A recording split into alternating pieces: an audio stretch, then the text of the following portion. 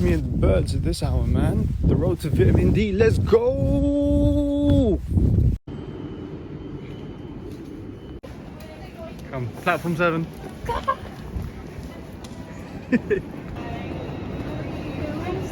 My own little TikTok. Favorite cafes.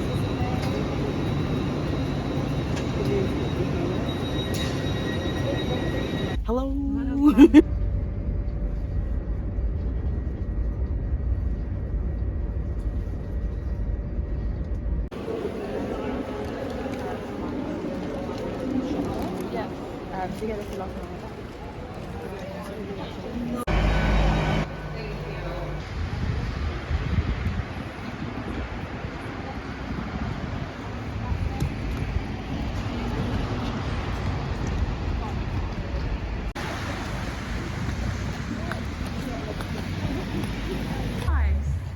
It's a very grand building.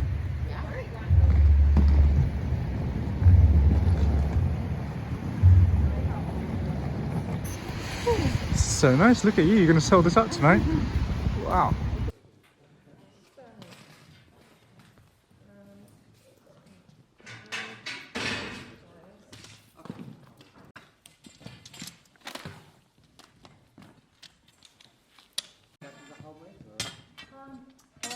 The seams basically. Just got to tip up the seams and then we're good. Right. And we've got the bolts and nuts and things in here.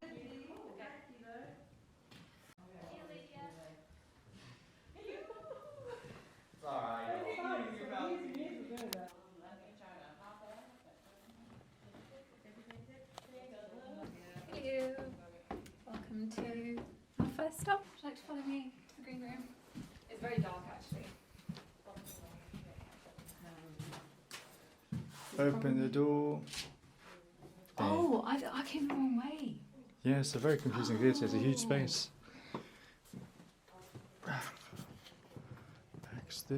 Backstage.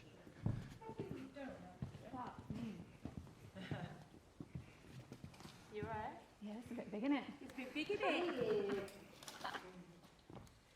You're the best. You got the best. I got you. I will let you know if it's up to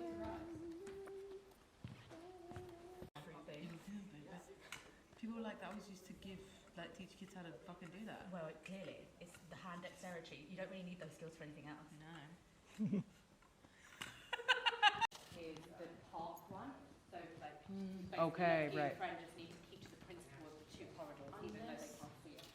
Right. Unless we do this. Let me see. Oh, actually. Yeah, let me switch. And if I then, because the back panels are not touched. Oh yeah. Yeah. Yes, yeah. It looks better from here, actually, than it does.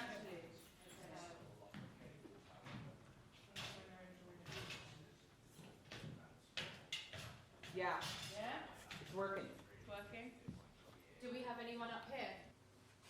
Just going to make it a little bit better. Because I can kind of tell.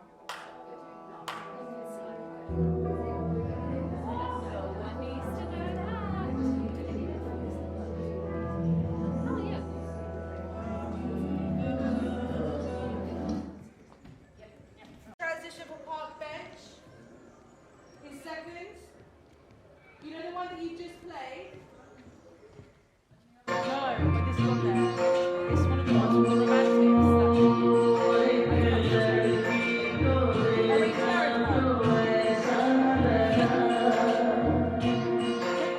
This one.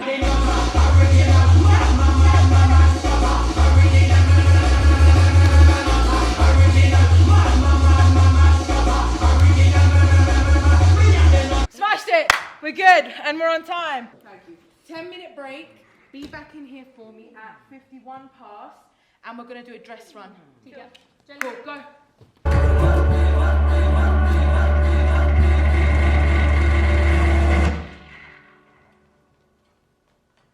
I'm going to be with you on this entire journey. Don't make me cry right now, please.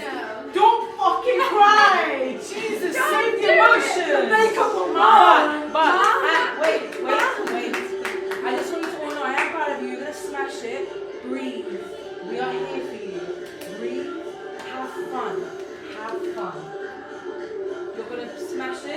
Blessings upon blessings upon blessings upon blessings. You're gonna do it. Can I get a group hug, please? Yeah. How are we feeling? Feeling great. They're going to do an amazing job. Feeling proud. Nervous, but proud. Nerves always good, though. Nerves means you care. Report is about to commence.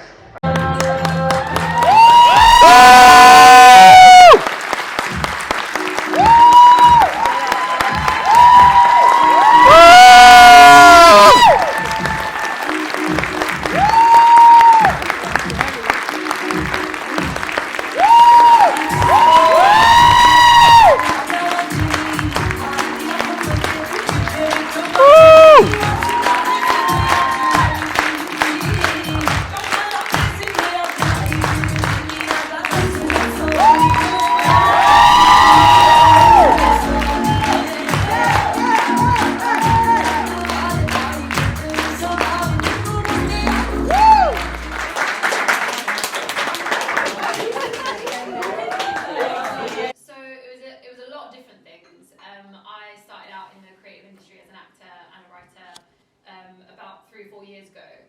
So I hadn't been to drama school, I hadn't, didn't have an agent, I didn't know what any of the actory things were. And then also, being a British, Pakistani, second generation Muslim brought up woman, my own experience of other women, kind of realising that it feels very isolating whenever you go through any kind of emotional crisis, not necessarily divorce, but obviously divorce is this topic. But then when you kind of think about it and you sit down, I was like, oh yeah, there was like when I was little, when we talk about women in a South Asian circle, we always reference women in either their marital status, how many children they have, or any scandal that happened. Or, auntie so-and-so, job bhag gayi thi. Or like, she ran away when she was 18, or, so-and-so, who's been divorced, or something like that. So we always attach that when we speak to women. And then I was like, actually, we make out like, oh, this doesn't happen in our culture. There's actually so many of women that who do go through this, and then we talk so horribly about each other. And it's, for me, it's very much a misconception that, oh, it's just the aunties that do it. We all do it, we all contribute. And then also, I was getting some frankly offensive roles handed to me when I had limited reach. So I thought if someone's not going to write a complex, nuanced, layered role for a British South Asian Muslim woman who looks and sounds like me, I'll just write myself. When you were writing it, how far into the process did you think about the audience? Who are you trying to speak to more? Is there a particular audience and a core audience and I mean, most writers will probably say really wanky things like, my show is for everybody. I do want everyone to come, that is true. But I also, the language that is in the show, not just in terms of Urdu and Punjabi, but the English, I'm born and raised like East Londoner. This is how me and my friends and family talk. Like, we mix slang and we mix like Urdu and Punjabi, but I've got Gujarati friends as well. I've got friends who are brought up in Kenya, so there's like a mix of vernacular.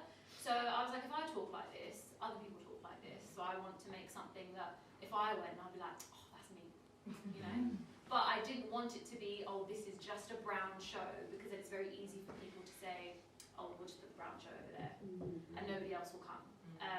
So yeah, I didn't really think about it any time in the process. I just started writing, and then my wonderful dramaturg, Saher Shah, very early on said to me, because I was a bit like, oh, what if white people don't get it? Because because that's what I'll get told. And he said, you write whatever you want, the audience will catch up. And if someone doesn't, that is their problem, not yours. And that was the best advice, and then I just carried on. It's multiple things. But the main thing is, I think, as we always see a divorce as like a negative thing. It's something that shouldn't happen in South Asian culture, shouldn't happen to Muslim women. It's not something that we need more of. And vitamins are something that sometimes we don't know what we're deficient in, and we don't know what we need. And then, obviously, D being with both words, and I was like, oh, what if we saw divorce as like a good thing? That it frees people from things that they shouldn't be in. Not to say necessarily all marriages are going to be toxic, but it ended for a reason, and that reason was because it wasn't working. somehow. So it is a good thing that you're not there, but we see it very differently.